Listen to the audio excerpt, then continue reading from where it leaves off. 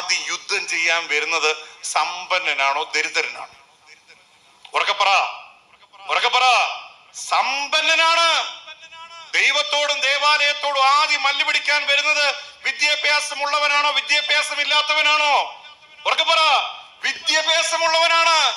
ദൈവം അനുഗ്രഹിച്ചു എന്ന് ബോധ്യമുള്ള സമ്പന്നനാണ് ആദ്യം ദൈവത്തോടും ദേവാലയത്തോടും പല പള്ളികളിലും വെല്ലുവിളിക്കാനായിട്ട് വരുന്നത്. ദൈവം അനുഗ്രഹിച്ചു എന്ന് തോന്നുന്ന വിദ്യാഭ്യാസമുള്ളവനാണ് ദേവാലയത്തിന്റെ പുരോഹിതന്റെയും സമാധാനം കളയുന്നത്. ഓർക്കുക, ദൈവം ഉയർത്തിയ മനുഷ്യ ഒരു നിമിഷം മതി ഇല്ലാതാക്കാൻ. എന്റേതെന്ന തോന്നൽ ഉള്ളിൽ ഉണ്ടായാൽ മതി, ദൈവം തകർത്ത് കളയും.